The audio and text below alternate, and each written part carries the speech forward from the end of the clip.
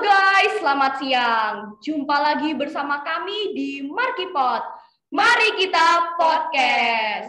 Nah, pastinya banyak nih yang belum tahu apa sih arti Markipod itu.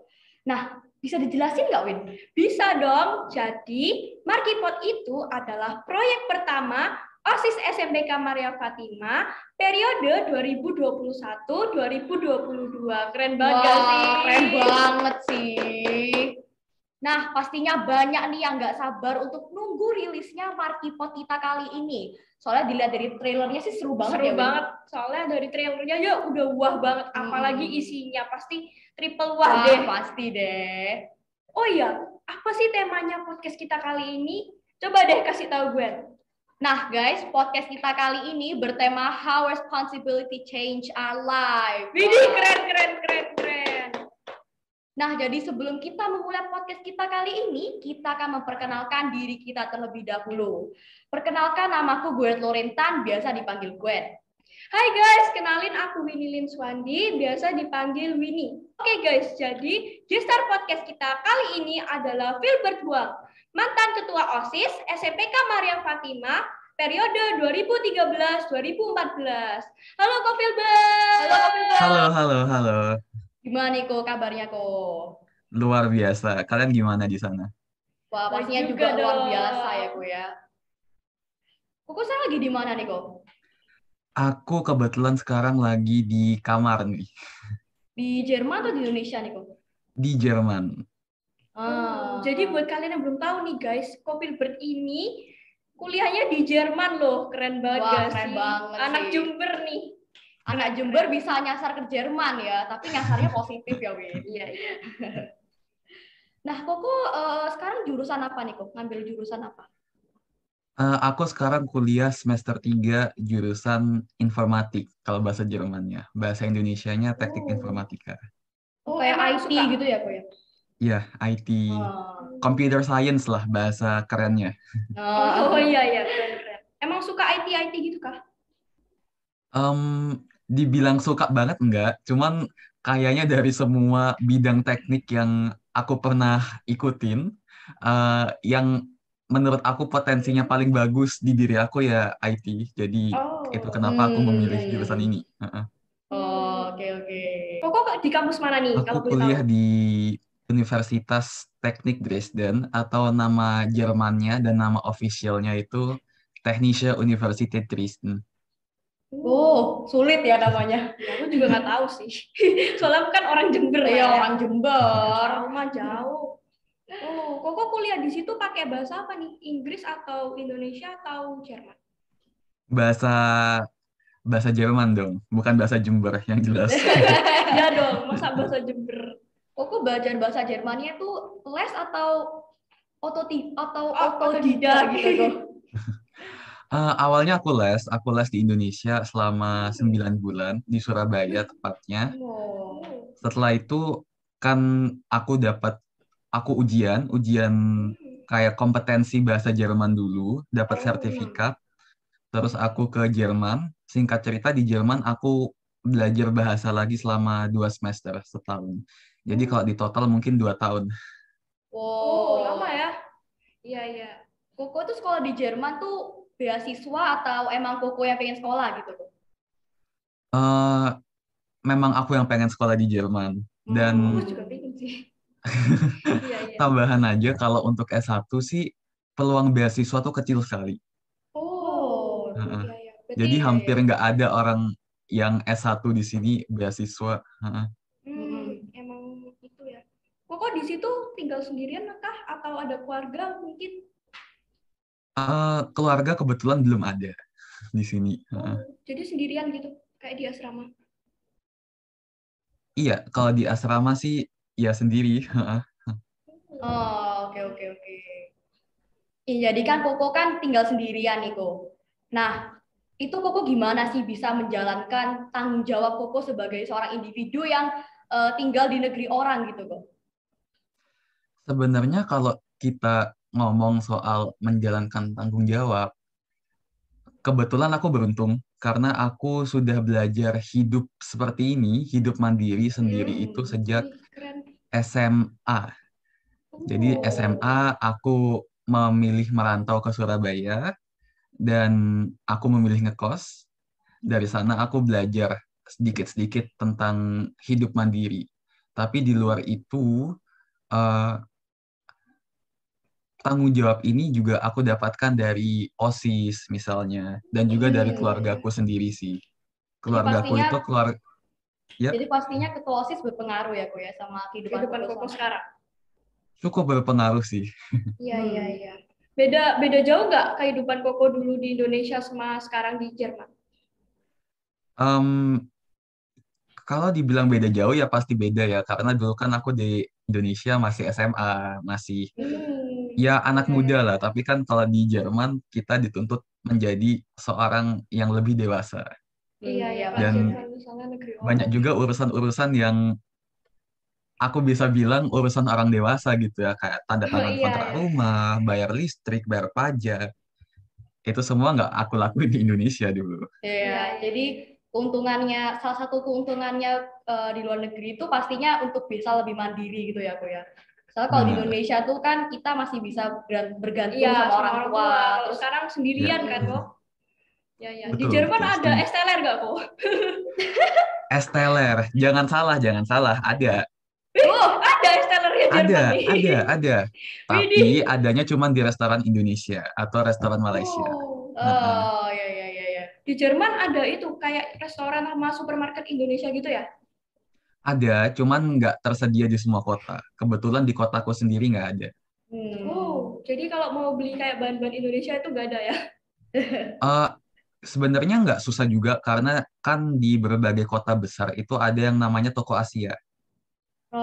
Jadi ada banyak juga produk-produk Indonesia yang masuk di toko Asia itu. Oh iya, tapi nggak Salah, semua. salah satunya Nggak semua. Indomie gitu, Ko. Indomie Nah, bener. itu pasti sih. Indomie seleraku. Indomie, Itu sambal favorit. sambal botol, kecap manis, itu ada semua.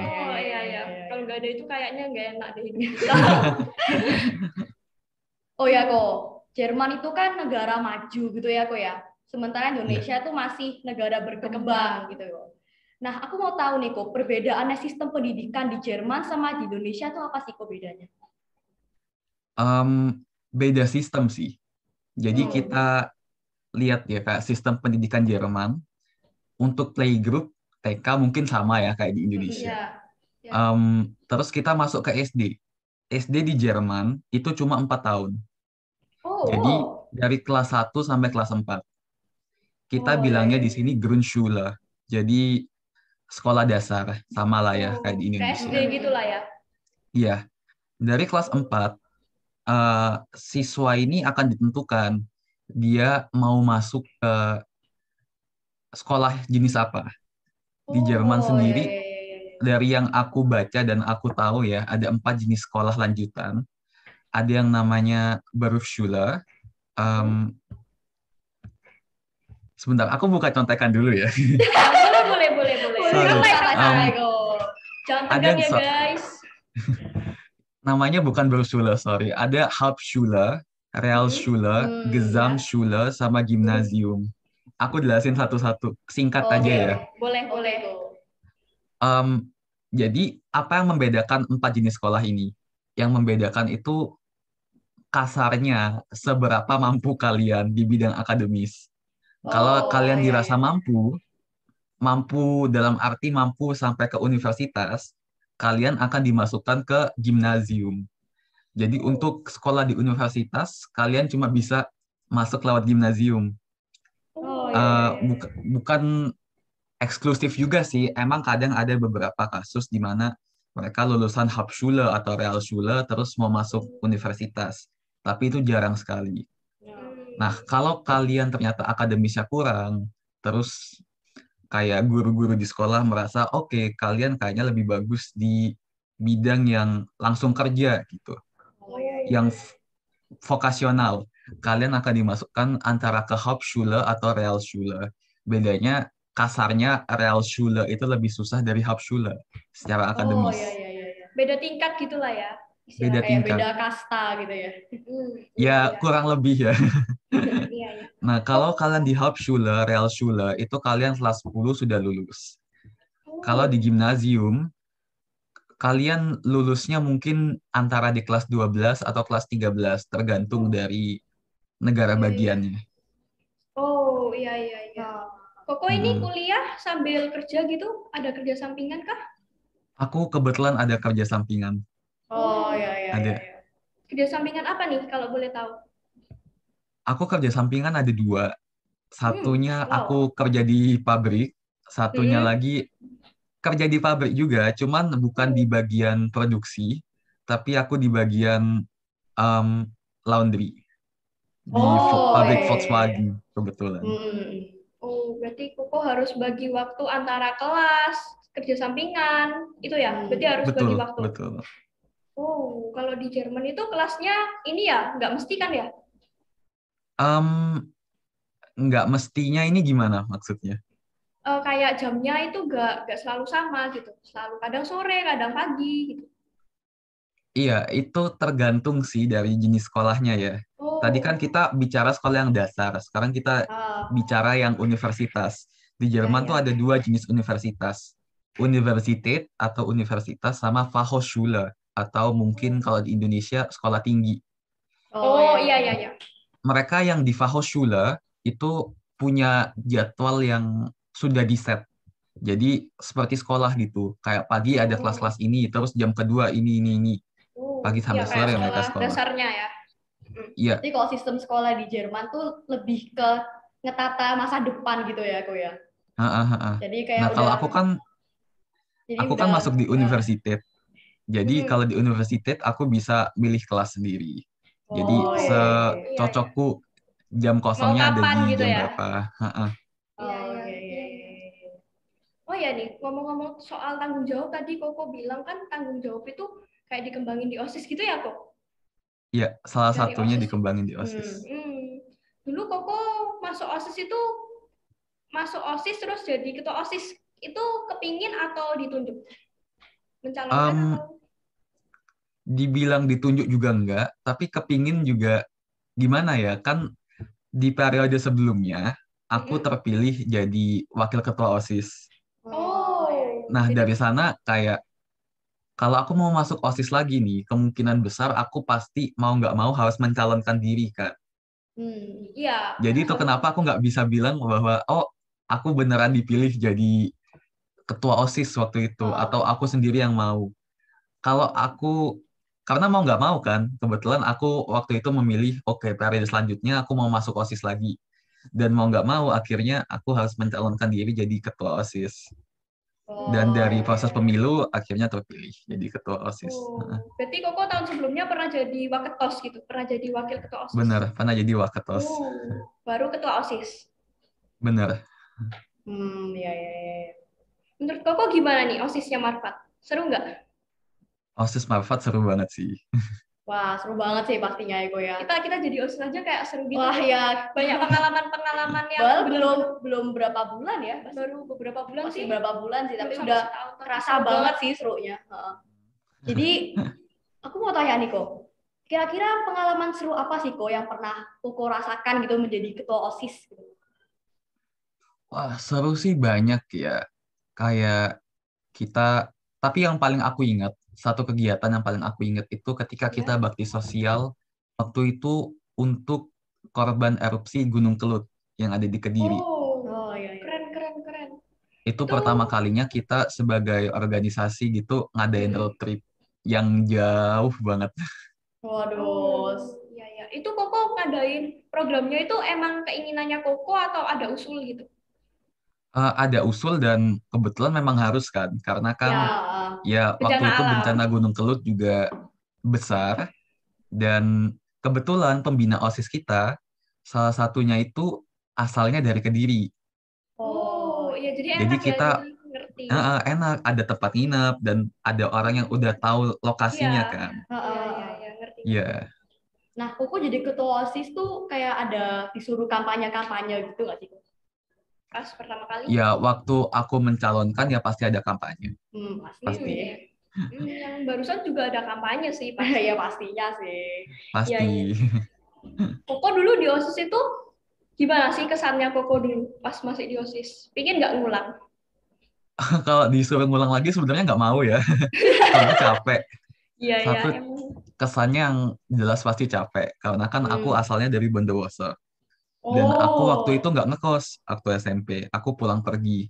Jadi bayangin aja berangkat pagi buta, dan kalau ada kegiatan OSIS, ada rapat OSIS, pulang Pulangnya sampai di rumah matahari Waduh, sudah malam. nggak ada.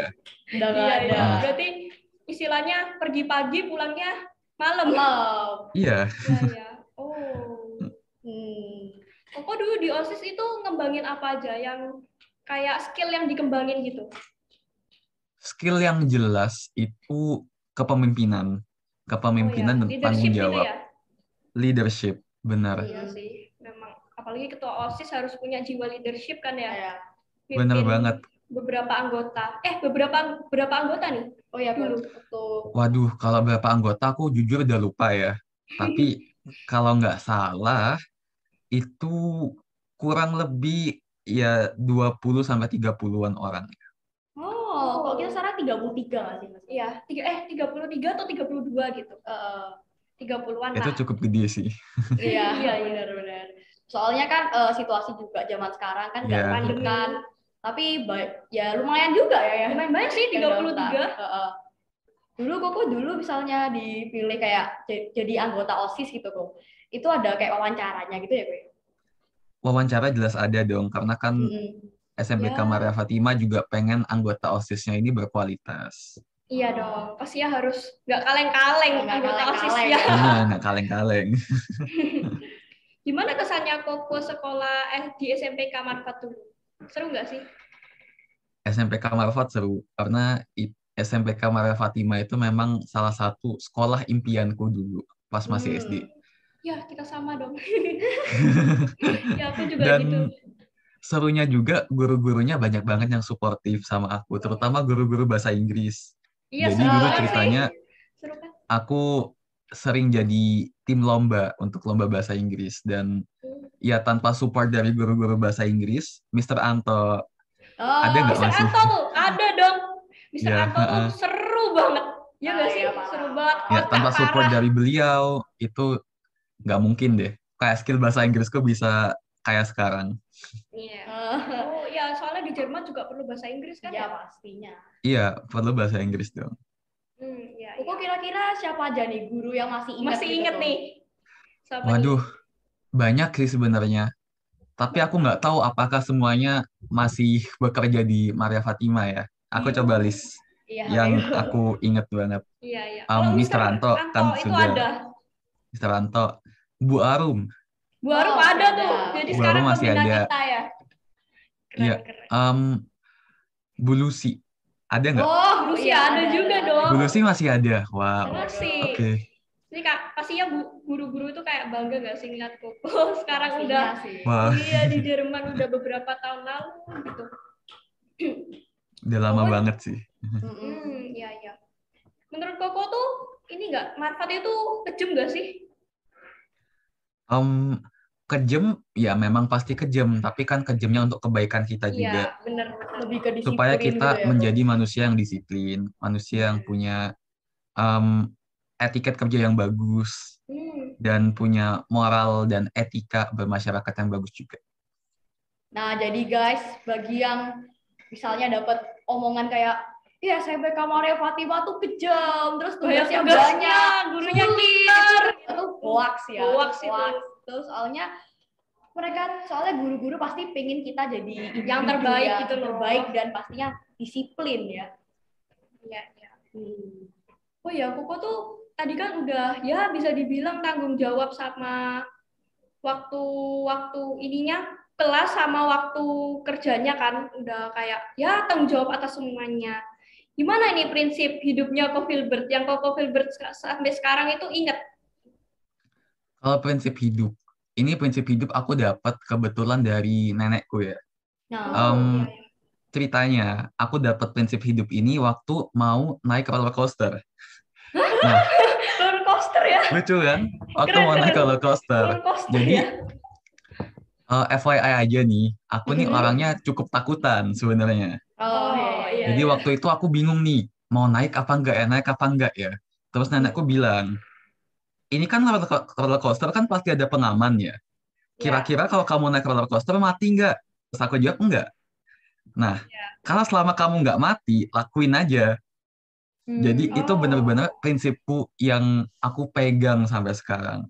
Ketika aku dihadapkan satu peluang, satu kesempatan, dan aku kayak ragu gitu, mau aku ambil apa enggak ya, aku ambil apa enggak. Aku selalu tanya ke diriku sendiri, kalau aku ambil kesempatan ini, aku gagal, aku mati enggak? Enggak. Apakah aku merugikan orang lain? Enggak. Apakah aku membunuh orang lain? Enggak. Selama jawaban dari 3 pertanyaan itu enggak, ya udah aku lakuin aja, aku ambil. Oh iya, keren. Keren. Selama masih nggak membahayakan orang lain, nggak mengambil nyawa, itu lakuin aja gitu kan. Lakuin aja. Gaskan lah ya. Selama ada waktu ya kita harus selama ada kesempatan kita harus ambil gitu ya, Ko ya. Soalnya waktu nggak akan mengejar kita. Jadi kita harus ngejar waktu. Koko pernah nggak kayak ngambil keputusan tapi kayak ragu gitu? Contohnya kayak gimana? Oh, banyak. Banyak keputusan yang aku ragu. Salah satunya waktu itu ikut OSIS SMP. Karena kan aku belum pernah punya background leadership sama sekali. Dan rumahku juga di Bondowoso waktu itu. Jauh kan jadinya? Jauh, jadi aku nekat aja waktu itu. Dengan prinsip hidup yang seperti itu, nekat, udah. Tahu-tahu diterima, segala macam.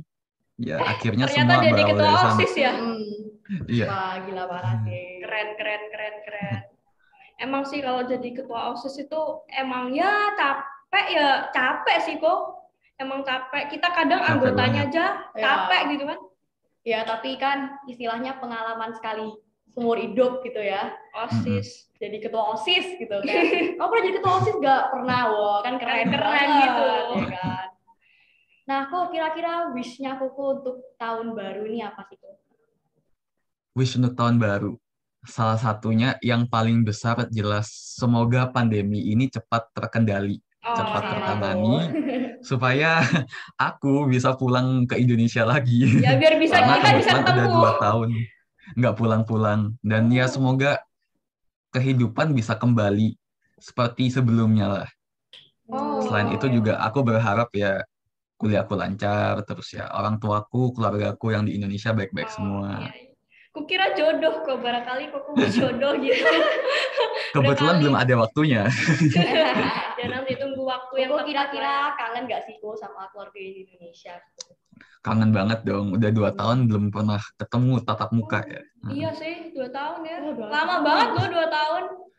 2 tahun itu dari kelas 1 SMP, udah hampir lulus gitu kan. Dari kelas 1 SMP? Oh iya. Kelas 7, kelas 8 gitu kan. Setahun lagi udah lulus itu. Iya bener banget sih. Iya, pastinya kangen banget sih. Kalau jauh gini berarti kayak fit call gitu ya? Cuman ketemunya. Fit call. Biasanya seminggu atau 2 minggu sekali. Cuman lewat virtual aja ya, Kok ya? Iya. Vibes-nya nggak kerasa gitu ya kalau cuma beda lewat dong. virtual. Walaupun kayak mukanya kelihatan, suaranya kelihatan, tapi kan kalau kita bisa kayak kontak fisik, bersentuhan kan jelas beda. Iya, jelas beda sih. Oh, berarti sekarang Koko ini nggak lagi kelas kan ya? Nggak, kebetulan masih pagi banget ini. Oh iya, perbedaan jamnya berapa jam nih? Karena kita sekarang ada di bulan Desember ya, kita ikut jam musim dingin namanya. Jam musim dingin, bedanya 6 jam dengan jam Indonesia. Tapi kalau udah masuk setelah tanggal 27 Maret, kita masuk jam musim panas. Itu bedanya 5 jam dengan di Indonesia. Oh iya. Itu lebih cepat atau lebih lambat? Lebih lambat. Berarti sekarang pagi ya, Kok ya? Sekarang pagi. Oh iya. Jam berapa sekarang? Jam berapa nih? Kayaknya 2:30 deh. Jam berapa nih? Ya jam 3:30. Berarti ya.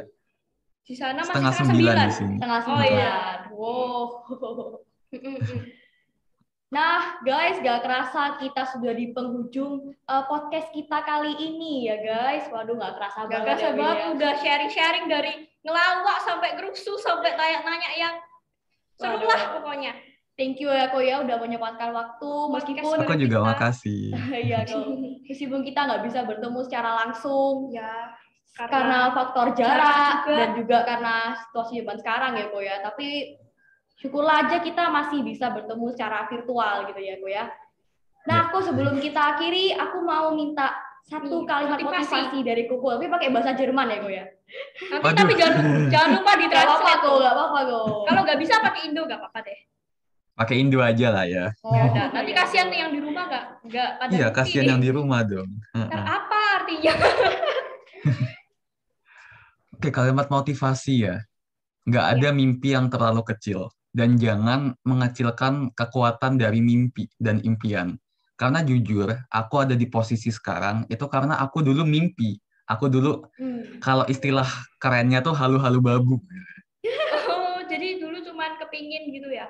Iya, aku dulu kayak sebagai anak kecil gitu ya, ngelihat kayak, oh ada orang kuliah di luar negeri gitu. Aku cuma halu-halu aja gitu. Dulu kayaknya enak ya, kuliah di luar negeri. Aku juga pengen, aku harus bisa kuliah di luar negeri.